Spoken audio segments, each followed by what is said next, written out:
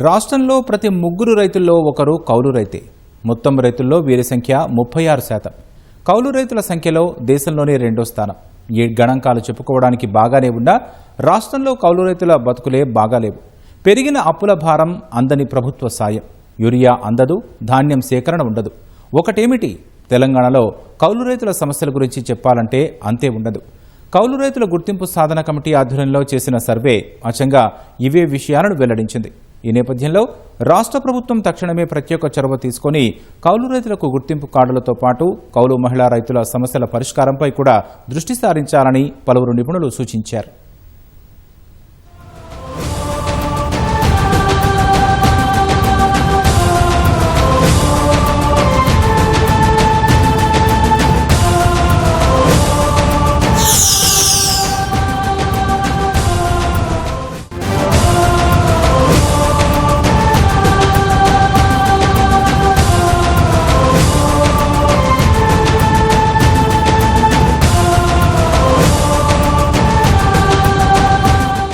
వ్యవసాయం అంటేనే అడుగుకో సమస్య. దుక్కి దున్నడం మొదలు పంట అమ్మి చేతికొచ్చే వరకు ప్రతిదీ ఓ సవాలే.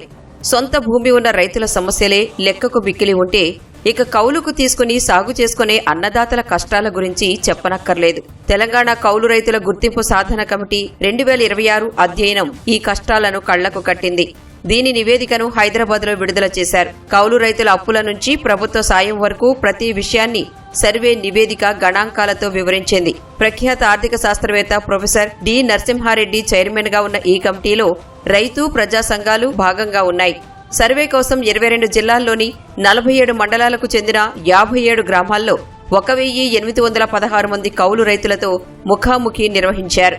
సర్వేలో వెల్లడైన వివరాల ప్రకారం తెలంగాణలో మొత్తం 70 లక్షల మంది రైతులు ఉండగా అందులో 22 లక్షలు కౌలుదారులు. వీరిలో 92.5% మంది బడుగు బలహీన వర్గాలకు చెందినవారే. ఇందులో బీసీలు 47.2%, ఎస్సీలు 26.9%, 13.9% ఎస్టీలు, 4.2% ముస్లింలు, 7.5% ఓసీలు ఉన్నారు. ఎస్సీ కౌలు రైతుల వద్దే అందరికంటే తక్కువ భూమి ఉంది.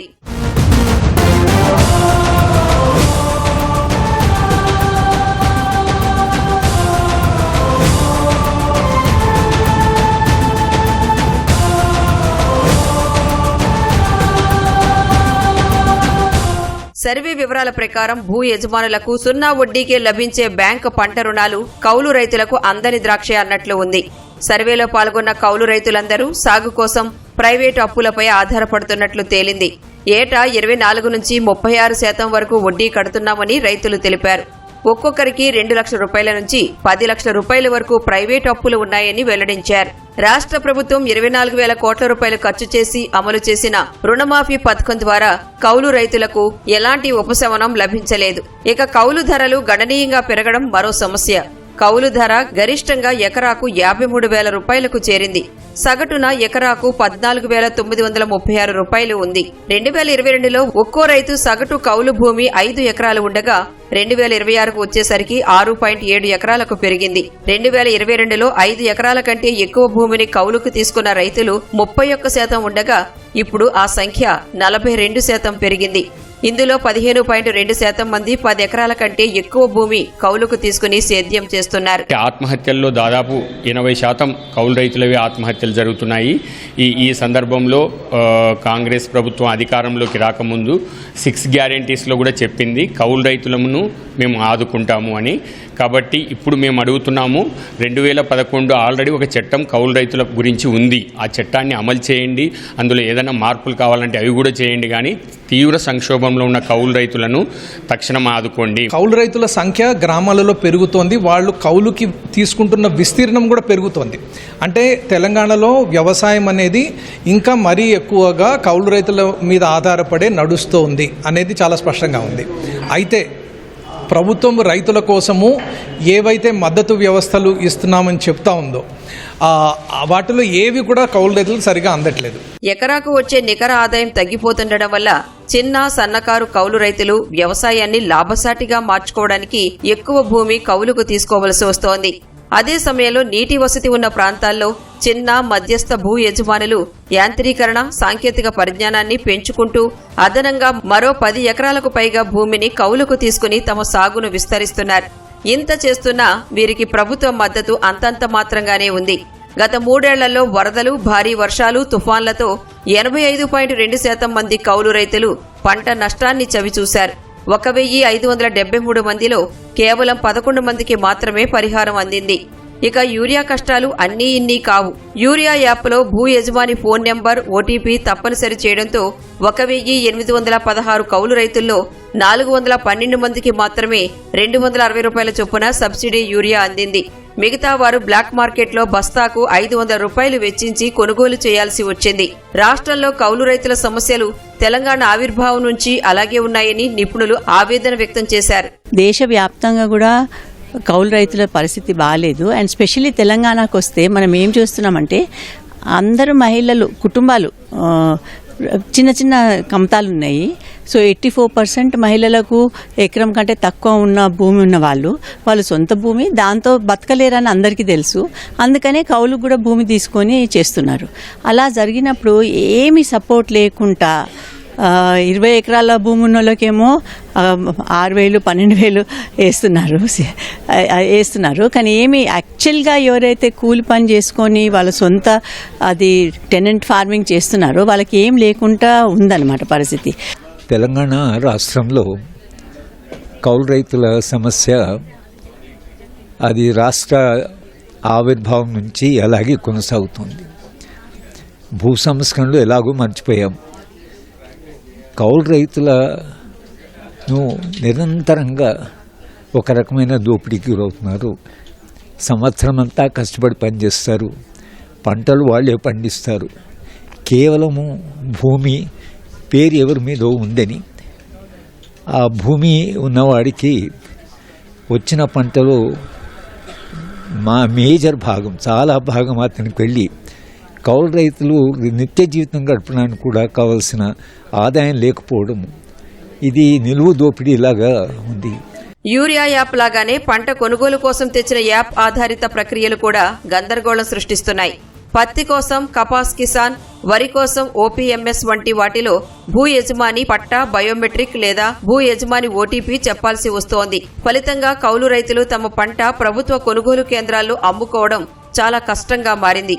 ప్రధాన వాణిజ్య పంట పత్తి పండించిన 1137 మందిలో కేవలం 6.7% మంది, అంటే 77 మంది మాత్రమే కాటన్ కార్పొరేషన్ ఆఫ్ ఇండియా ద్వారా అమ్మకాలు జరిపి డబ్బులు తీసుకోగలిగారు. ప్రధాన ఆహార పంట వరి పంట తీసుకుంటే 2025 ఖరీఫ్ పంట కాలంలో 886 మందికి గాను 177 మంది, 2025లో రబీలో 766 మందిలో 135 మంది మాత్రమే కౌలు రైతులుగా తమ సొంత పేరుతో ధాన్యం అమ్ముకోగలిగారు.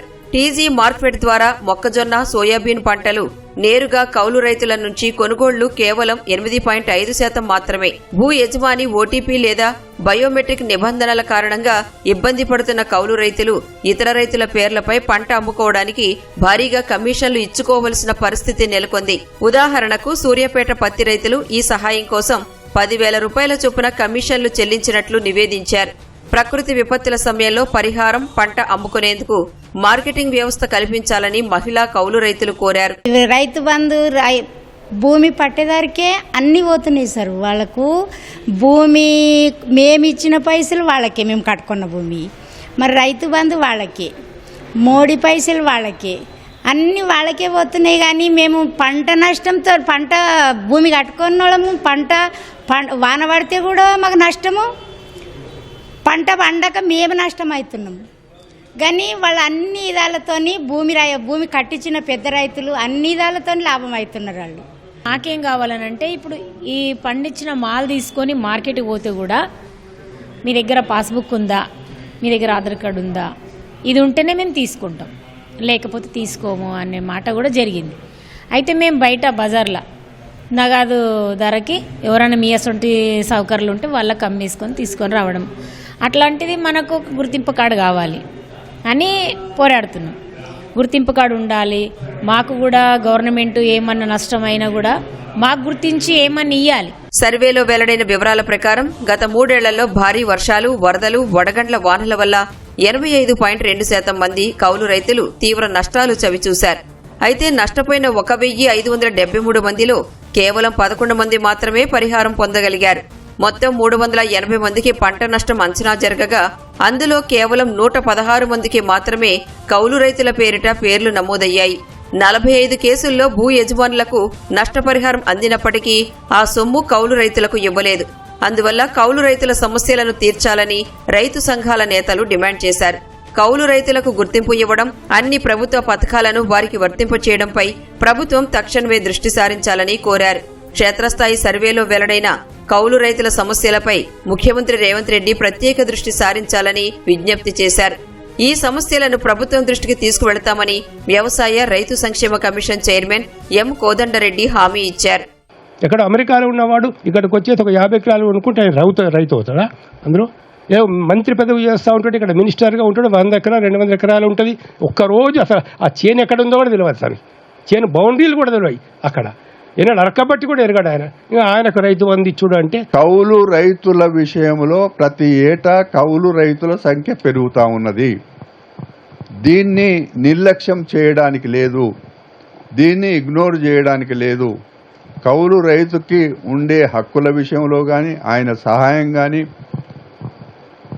ఇది అందకపోతే వ్యవసాయం కుంటుపడుతుంది. ఈ ఏడాది ఖరీఫ్ సీజన్ నుంచే కౌలు రైతులకు గుర్తింపు కార్డులు జారీ చేసే ప్రక్రియ ప్రారంభమయ్యేలా రాష్ట్ర ప్రభుత్వం తక్షణ చర్యలు తీసుకోవాలన్న డిమాండ్లు తెరపైకి వచ్చాయి. ఒకవేళ ప్రభుత్వం ఏదైనా చట్టపరమైన మార్పులు చేయాలని భావిస్తే అవి కౌలు రైతులకు మరింత ఇబ్బందికరంగా మారకుండా ఉండేందుకు కౌలు రైతుల సంఘాలతో చర్చించిన తర్వాతే కీలక నిర్ణయం తీసుకోవాలని వ్యవసాయ నిపుణులు సూచించారు. చట్టంలో లేదా నిబంధనలలో ఎలాంటి మార్పులు చేయాలన్నా రాబోయే వర్షాకాల అసెంబ్లీ సమావేశాల్లో విస్తృతంగా చర్చించడం ద్వారా రేవంత్ సర్కార్ ఈ 3వ ఏట నుంచైనా అమలు ప్రారంభించాలని నిపుణులు విజ్ఞప్తి చేశారు.